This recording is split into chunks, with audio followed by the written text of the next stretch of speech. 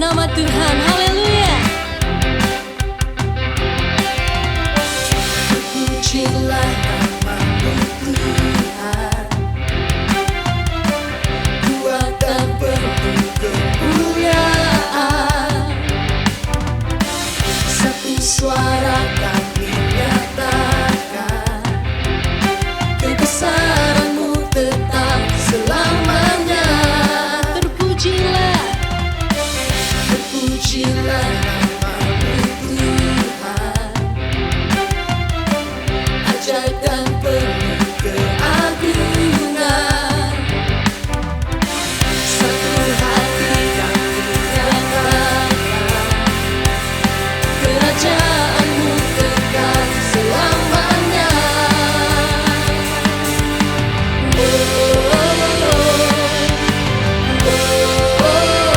Engkaulah Raja atas dunia, yang menghancurkan kutub dan membebaskan jiwa.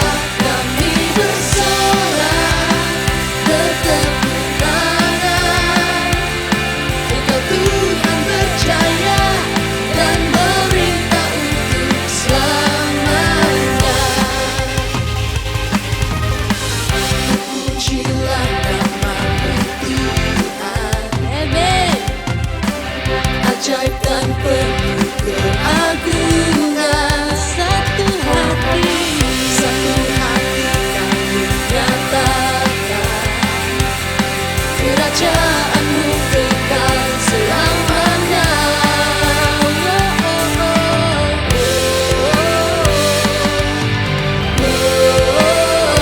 Engkaulah Raja atas dunia, yang menghancurkan kutub dan membebaskan jiwa. Kami bersorak bertepuk tangan, Engkau Tuhan berjaya dan memerintah untuk. Engkaulah Raja atas dunia, yang menghancurkan kutub dan membebaskan jiwa. Engkaulah Raja atas dunia, yang menghancurkan kutub dan membebaskan jiwa. Kami bersorak bertepuk tangan, Engkau Tuhan berjaya dan memerintah untuk. Engkaulah Raja atas dunia, yang menghancurkan kutub dan membebaskan jiwa. Kami bersorak bertepuk tangan, Engkau Tuhan berjaya dan memerintah untuk selamanya.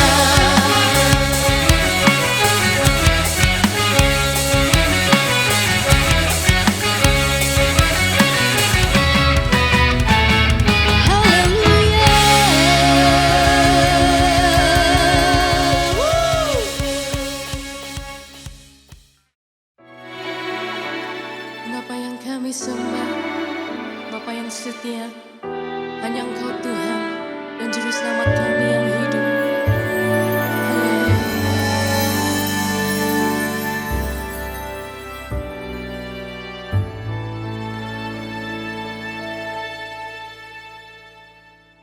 Hanya Engkau, Juru Selamatku, Tuhan Kau setia padaku.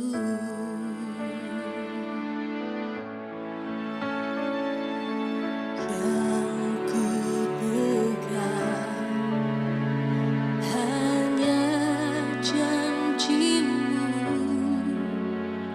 ku percayakan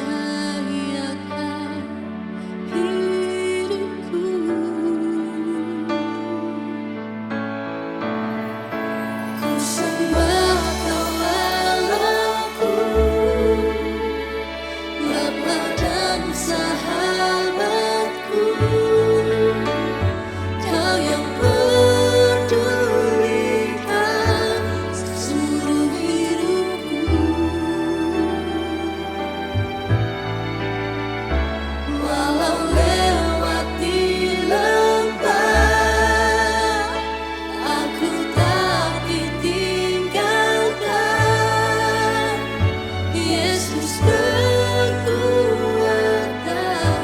di hidupku.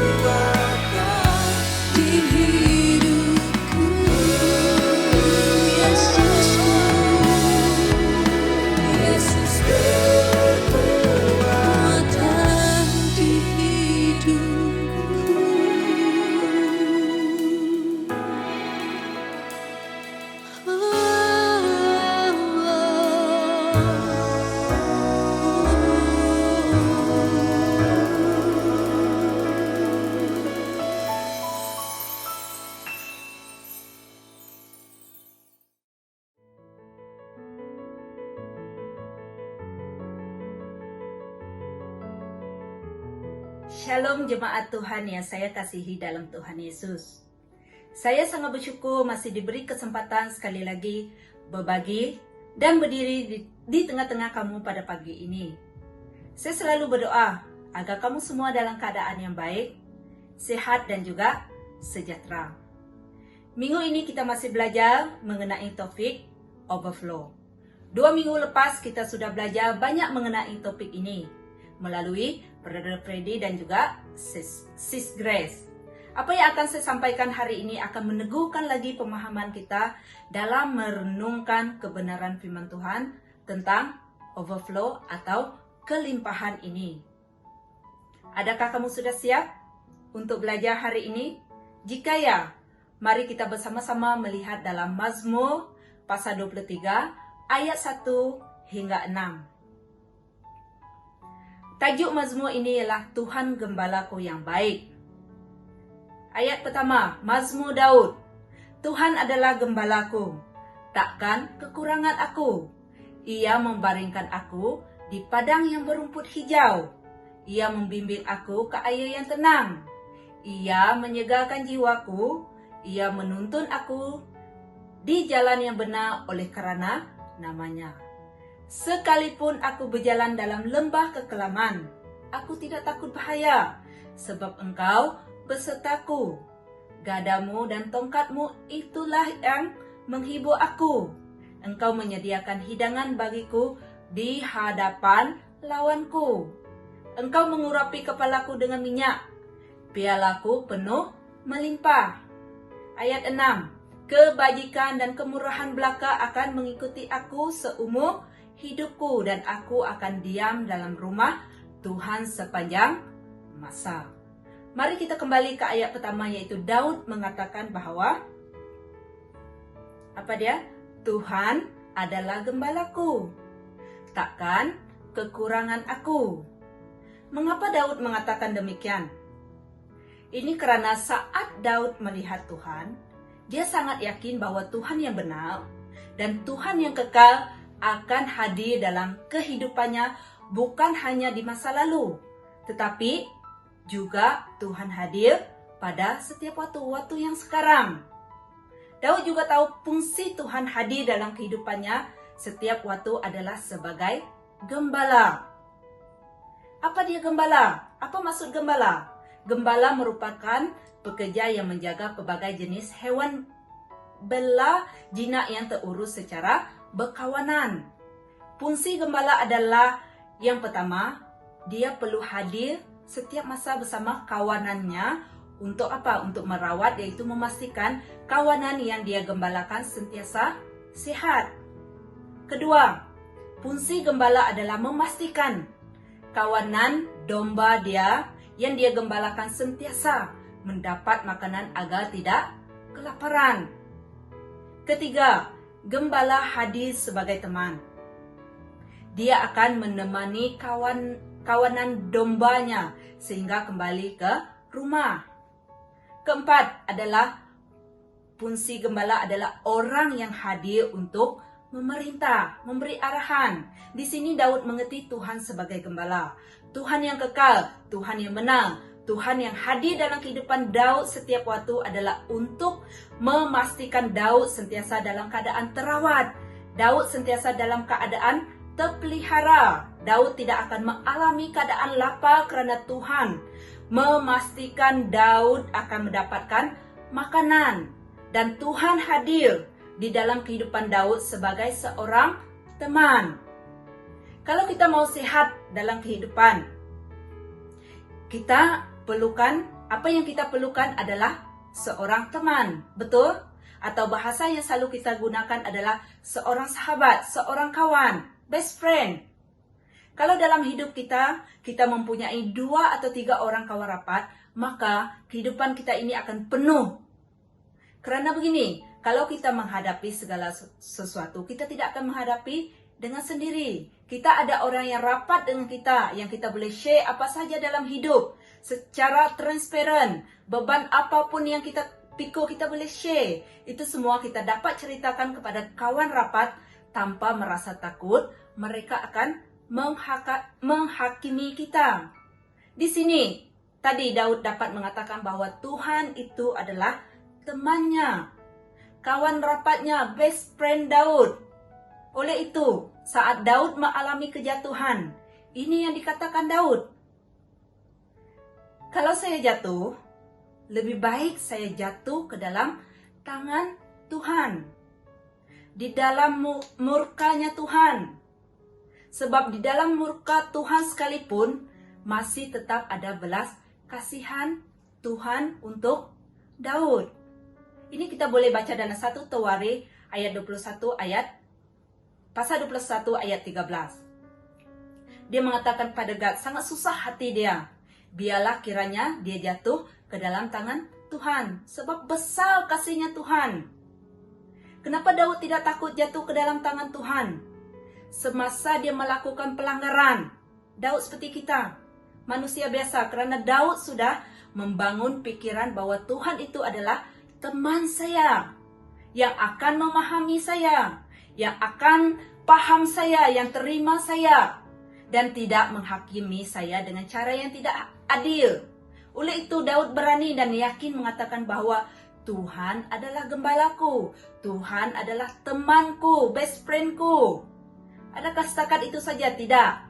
Daud memberi Tuhan keluasan dalam hidupnya untuk memerintah Daud dalam kehidupannya, memberi arahan oleh ketetapannya. Oleh itu, jika kita mengatakan bahwa Tuhan, Engkau adalah gembala saya, ini bermaksud kita sedang meyakini bahwa Tuhan yang kekal, Tuhan yang benar, Dia akan selalu hadir dalam kehidupan saya sebagai pribadi yang akan merawat saya, pribadi yang akan memelihara saya, pribadi yang akan memastikan saya mendapat makanan, pribadi yang akan hadir sebagai teman, sebagai sahabat, orang terdekat yang akan memahami saya, mengetahui siapa diri saya yang sebenar, mengetahui seluruhnya kelemahan saya. Jika kita berani mengatakan bahwa Tuhan adalah gembala saya, ini bermakna kita membenarkan Dia memerintah seluruhnya hidup kita. Kita berjalan dengan perintah dan rencana Tuhan, bukan lagi dengan keinginan-keinginan daging kita. Setelah Daud declare Tuhan adalah gembalanya, dia melanjutkan ayat pertama ini dengan Tuhan adalah gembalaku, takkan kekurangan aku. Perkataan kekurangan ini membawa maksud. Yang pertama adalah hal yang menyebabkan orang mengalami keadaan kurang, atau seseorang mengalami berkurang sesuatu dalam hidup mereka. Itu maksud yang pertama. Kedua, kekurangan di sini juga membawa maksud sesuatu yang menyebabkan kegagalan, sesuatu yang menyebabkan kehilangan, sesuatu yang menyebabkan keadaan kita direndahkan. Bahkan kita mengalami keadaan di mana kita merasa penurunan. Itu maksud kekurangan. Saat Daud mengatakan bahwa Tuhan adalah gembalaku, takkan kekurangan aku. Saat dia declare bahwa Tuhan itu adalah gembala dia tidak akan kekurangan. Maksud Daud adalah jika Tuhan adalah gembala dalam kehidupan dia, maka Tuhan bukan penyebab kegagalan dalam hidup saya. Kerana Tuhan adalah gembalaku, maka Tuhan bukan penyebab segala bentuk kehilangan yang terjadi dalam hidup kita. Kerana Tuhan adalah gembala kita, maka Tuhan bukan penyebab dari semua keadaan kurang atau sesuatu yang berkurang dalam hidup kita. Sebuah keadaan di mana kita mengalami penurunan atau keadaan di mana kita direndahkan, itu semua bukan disebabkan oleh Tuhan. Hal ini perlu kita bangun dalam cara kita berpikir tentang siapa Tuhan. Kalau tidak, kita akan cepat terjebak dengan konsep berpikir seperti ini. Saya gagal sebab Tuhan tidak menolong saya. Penyebab saya gagal sebab Tuhan. Penyebab saya hilang rumah, hilang pekerjaan, hilang suami, istri. Sebab saya kehilangan ini kerana Tuhan. Sebab saya belum kahwin sebab Tuhan belum temukan lagi pasangan. Sebab saya mengalami penurunan, sebab saya direndahkan. Dulu saya jadi pengaruh pada anak-anak muda. Wow, dulu saya idol rohani. Sekarang kurang like sudah di FB saya ataupun Instagram saya. Ini sebab Tuhan tidak menolong saya. Itu pemikiran yang salah. Kalau pemikiran ini terbangun dalam kehidupan kita, pada akhirnya kita akan menyalahkan Tuhan, selalu menyalahkan Tuhan. Kita marah kepada Tuhan, kita kecewa kepada Tuhan, kita pahit kepada Tuhan. Yang paling teruk adalah kita berani mengambil keputusan untuk meninggalkan Tuhan. Oleh sebab itu, kita harus belajar dari kehidupan Daud. Seberat-beratnya proses kehidupan yang Daud alami, Daud tidak pernah memutuskan untuk meninggalkan Tuhan. Ini kerana Daud sudah membangun landasan berpikir yang benar tentang siapa Tuhan. Keadaan kehilangan, kegagalan, penurunan, direndahkan, Daud tetap meyakini Tuhan itu adalah gembalanya, yang merawat dia, yang memelihara dia, memastikan dia mendapat makanan, menjadi teman dia. Tuhan adalah pribadi yang memerintah dia, dan Tuhan bukan penyebab tragedi yang terjadi dalam kehidupan saya dan kamu semua. Oleh kerana ini, kehidupan Daud sentiasa berada dalam keadaan berdamai dengan Tuhan. Mungkin pada pagi hari ini kamu bertanya, kenapa saya gagal? Kenapa saya kehilangan? Kenapa saya berada dalam keadaan direndahkan? Kenapa saya mengalami penurunan? Mengalami kekurangan sesuatu dalam hidup saya? Mungkin itu persoalan kamu pada pagi hari ini. Mari kita renungkan kembali kenapa. Jangan-jangan penyebabnya adalah kerana kita mengambil keputusan yang salah, membuat pilihan yang salah, mengambil jalan yang salah, lebih cenderung memuaskan keinginan diri, seterusnya lebih bersetuju dengan pertimbangan jahat dalam diri kita, sehingga menyebabkan mengalami yang tadi itu, kegagalan, penurunan, direndahkan, dan kehilangan. Jangan-jangan itu terjadi karena secara pribadi kita. Minggu lepas kita sudah belajar bahwa Yohanes 10 ayat 10 hingga 11 bahwa pencuri, iblis itu seperti pencuri, membunuh dan membinasakan. Tetapi ayat 11 mengatakan bahwa Tuhan adalah gembala yang baik. Dalam khotbah overflow sebelum ini kita sudah belajar bahwa iblis itu si pencuri, pembunuh dan pembinasa. Dan ia berupaya untuk hadir dalam kehidupan, menipu kita dengan cara berpikir supaya akhirnya kita membiarkan daging kita menguasai dan tidak membiarkan Tuhan berkuasa memerintah kita dalam pikiran kita menggunakan firman Tuhan. Sangat penting bagi kita untuk membiarkan isi pemikiran kita dikuasai oleh firman Tuhan. Sebab cara Tuhan mempengaruhi kita adalah dengan memakai firman-Nya yang kita renungkan dalam pemikiran kita setiap hari. Kalau kita memiliki firman Tuhan yang adalah hikmat dari Tuhan sendiri, menguasai pertimbangan kita, pemikiran kita, maka kamu dan saya sangat tertolong untuk menjadi orang-orang yang memiliki hikmat untuk membuat keputusan yang benar, untuk membuat pilihan yang benar, memilih jalan yang benar dalam kehidupan, dan juga membangun keinginan yang benar, supaya kamu dan saya tidak perlu mengalami seperti yang Daud katakan tadi, kekurangan dalam hidup. Mari kita buka dalam Yakobus pasal 1 ayat 14 hingga 17.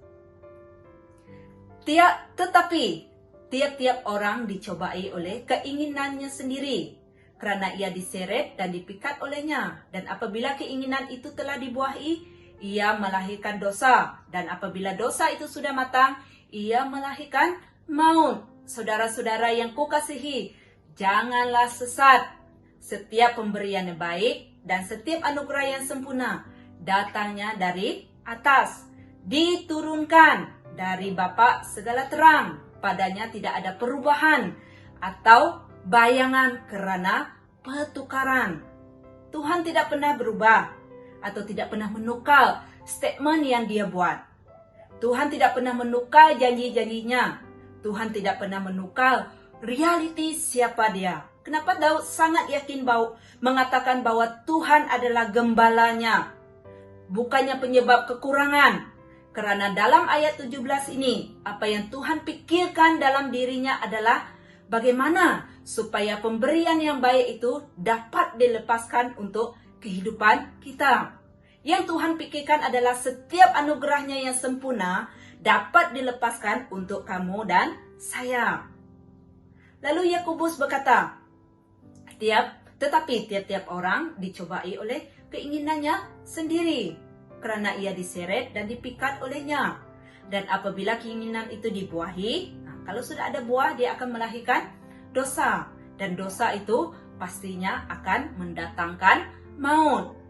Kalau kita mau menyalahkan orang atau keadaan, mengapa kita gagal? Mengalami kehilangan, mengalami penurunan, atau direndahkan. Alkitab mengatakan bahwa itu terjadi karena kita membangun keinginan yang salah. Seperti Ayub, dia kehilangan 10 anak.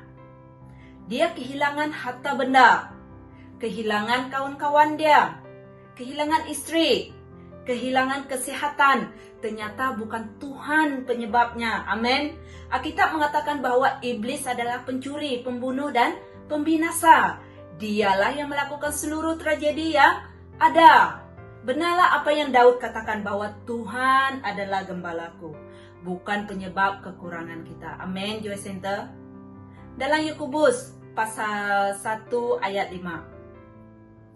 Tetapi apabila di antara kamu ada yang kekurangan hikmat, hendaklah ia memintakannya kepada Allah, yang memberikan kepada semua orang dengan murah hati dan dengan tidak membangkit-bangkit, maka hal itu akan diberikan kepadanya. Amin. Yakobus di sini berupaya memberitahu kita bahwa segala yang baik itu pasti datang dari Tuhan. Kalau kita mengalami kekurangan, itu karena kita salah membuat pilihan ataupun salah membuat keputusan berdasarkan keinginan daging ataupun keinginan duniawi yang lahir dari cara berpikir yang salah. Jika kita sedar kita membuat pilihan yang salah, membuat keputusan yang salah, Yakobus berkata, datanglah kepada Tuhan, berbaliklah kepada firman Tuhan, atau mintalah hikmat dari Tuhan kalau kekurangan hikmat, di mana Yakobus mengatakan bahwa Tuhan akan memberikan kepada siapa? Kepada semua orang. Semua orang, tidak ada yang kecuali, berdasarkan kemurahan hati yang ada dalam diri Tuhan. Kita harus sangat bersyukur karena karya Kristus di kayu salib, kita memperoleh penebusan dalam hidup. Tuhan telah mewahyukan dirinya buat kita menggunakan firman-Nya supaya kita semakin hari semakin mengenal Tuhan. Kita wajib mengenal Tuhan. Jika cara kita mengenal Tuhan seperti Daud mengenali Tuhan, maka cara kita memandang hidup akan berubah.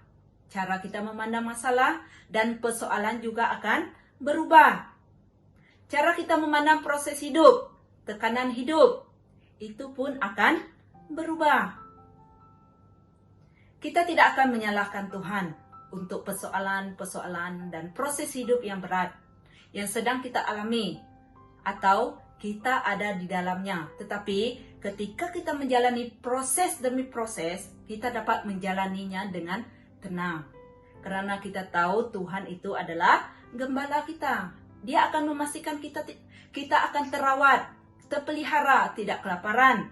Saya tidak sendirian karena Yesus menjadi teman dan memerintah dengan menuntun jalan saya setiap hari. Kita pergi ayat yang kedua, yaitu Ia membaringkan aku di padang yang berumput hijau. Ia membimbing aku ke air yang tenang. Gembala kita adalah Tuhan yang maha mencukupi untuk segala maksud dan tujuan. Amin. Daud sangat sedar akan hal itu, dan begitu juga seharusnya dengan kita. Bagi orang fasik yang hanya ingin menikmati apa yang menyenangkan daging, kelimpahan itu seperti padang tandus. Namun bagi kita yang mengecap kebaikan Tuhan dalam segala kesenangan dan yang menikmatinya dengan iman, walaupun kita hanya mempunyai sedikit dari dunia ini, bagi kita itu sudah sangat seperti padang yang berumput hijau. Amin. Allah membaringkan kita. Dia memberi kita ketenangan dan kepuasan dalam pikiran kita. Apapun yang menjadi bahagian kita, jiwa kita berdiam dengan tenang di dalam Tuhan. Dan itulah padang yang berumput hijau.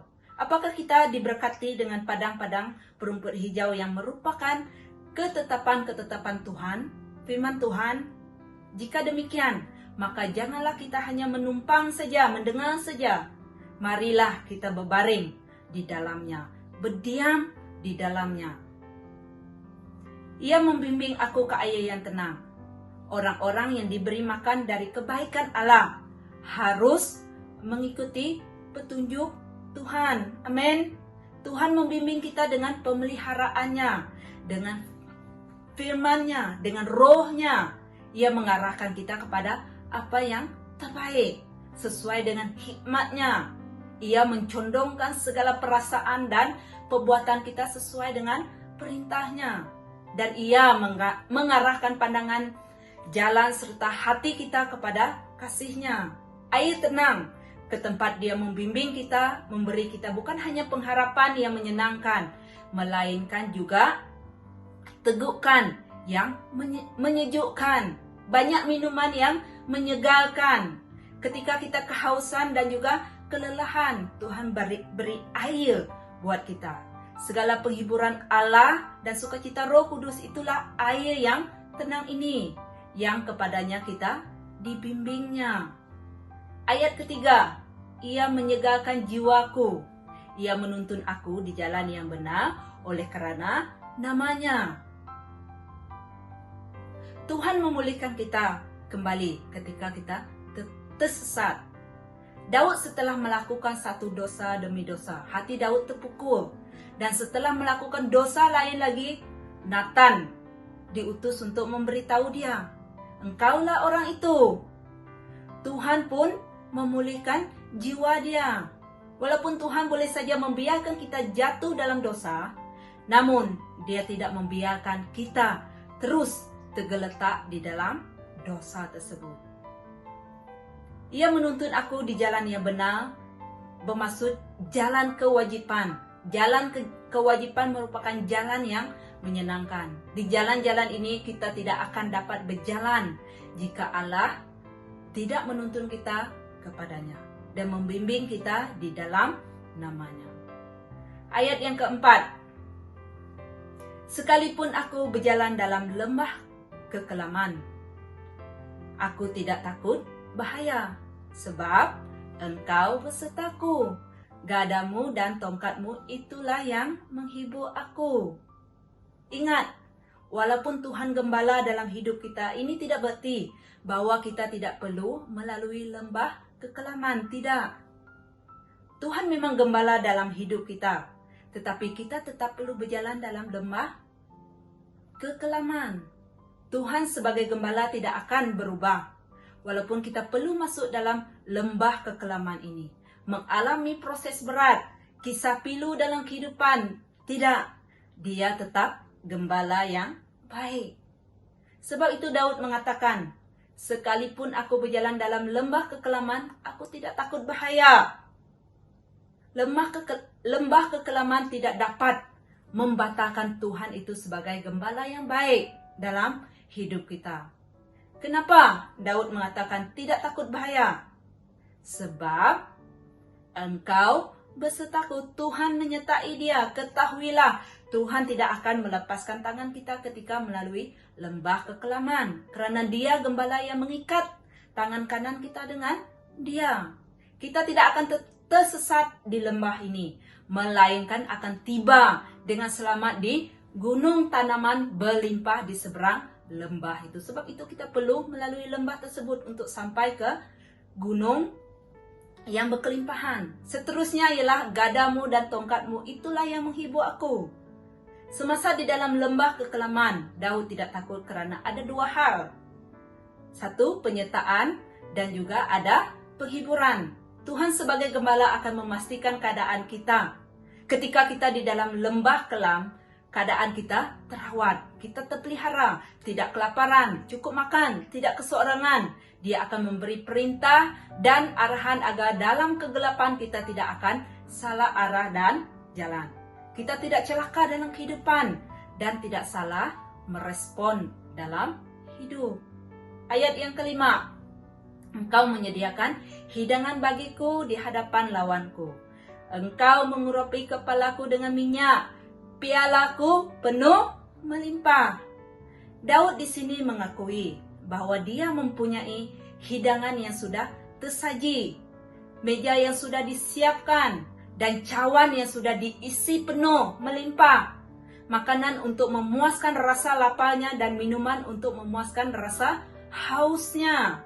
Bahwa dia tidak diberi sedikit saja, sedikit-sedikit, tidak diberi alang-alang, melainkan berkelimpahan, overflow.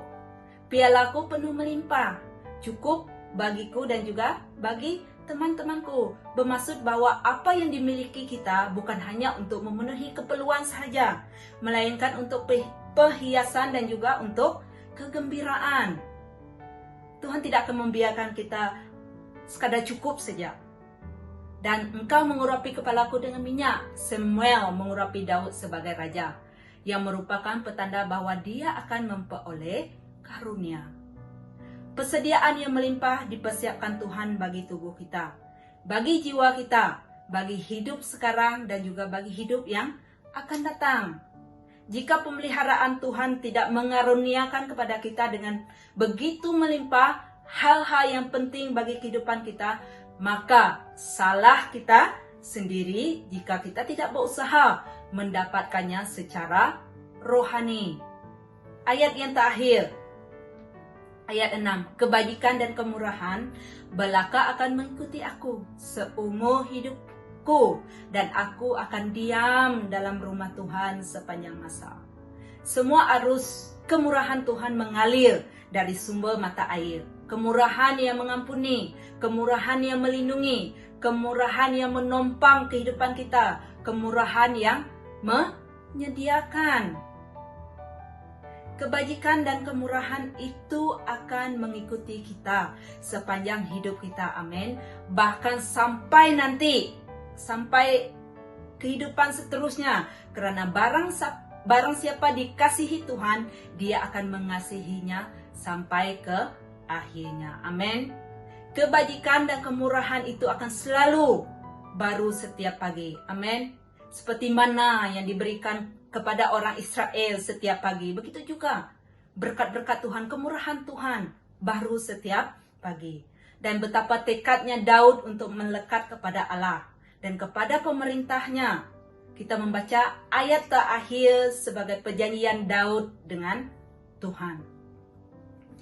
Aku akan diam dalam rumah Tuhan sepanjang masa, yaitu sepanjang hidupku, dan aku akan memujinya selama aku ada. Kita harus diam di rumahnya sebagai hamba yang ingin agar telinga ditusuk dengan penusuk di tiang pintu untuk melayani Tuhan sampai selama-lamanya. Jika kebaikan Tuhan kepada kita seperti cahaya pagi yang bersinar semakin terang dan terang sampai tengah hari, maka janganlah kebaikan kita Joy Center kepada Tuhan seperti awan dan embun pagi yang cepat menghilang. Sesiapa pun dipuaskan dengan kelimpahan dari rumah Tuhan, dia harus tetap melekat pada ketetapan atau kewajiban yang harus dilakukan dengan kelimpahannya itu. Dan pada pagi hari ini saya berdoa, di waktu susah seperti ini, semua jemaat Joy Center akan terus berdiri dengan kepala tegak, menghadapi apa saja dengan tenang, sebab kita tahu Tuhan yang memerintah kita akan memberi tuntunan kepada kamu dan saya.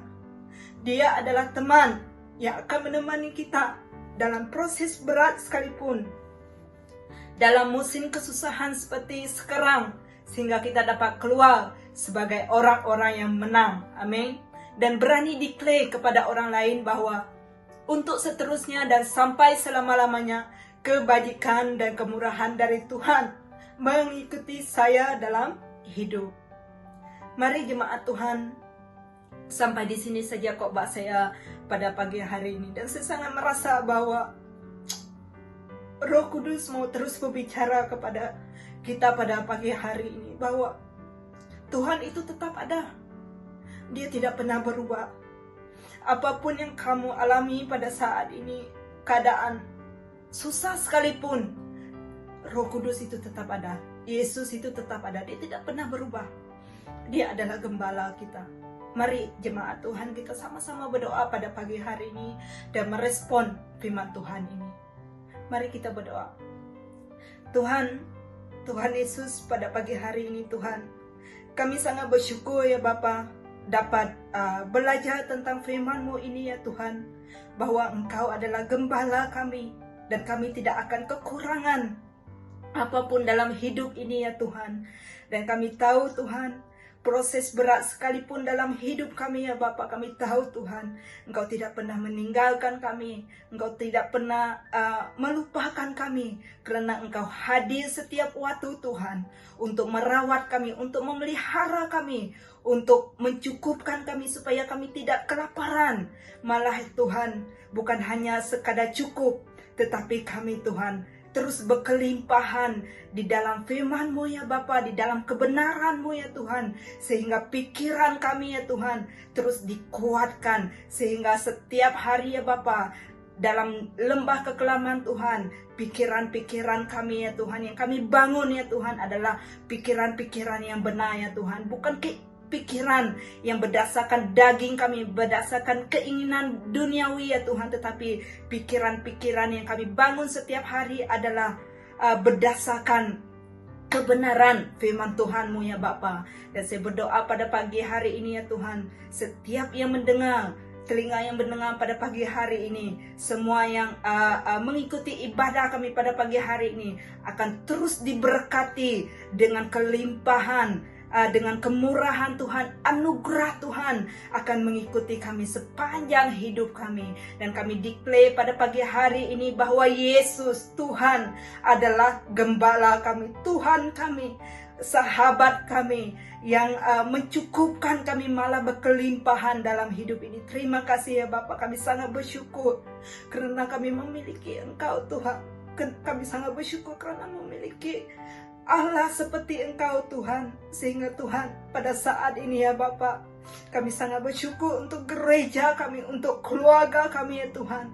Sehingga ke saat ini ya Tuhan, kami tidak pernah merasakan kekurangan, tetapi apapun keadaan dunia ini, kami tetap berkelimpahan.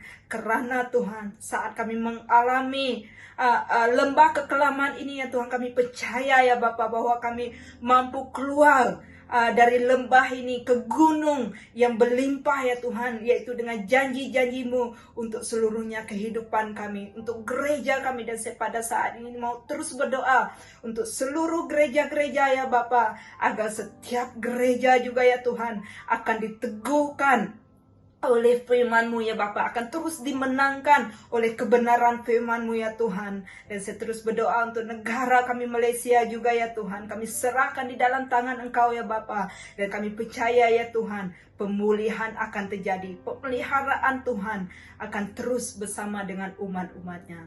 Terima kasih Tuhan, terima kasih ya Roh Kudus, karena Engkau berbicara kepada kami pada pagi hari ini. Di dalam nama Tuhan Yesus, kami semua sudah berdoa. Amin. Jemaat Tuhan, mari kita mengangkat tangan dan terimalah doa berkat. Tuhan memberkati engkau di kota ini. Tuhan melimpahi engkau dengan segala kebaikannya. Tuhan memberkati engkau pada waktu masuk dan pada waktu keluar.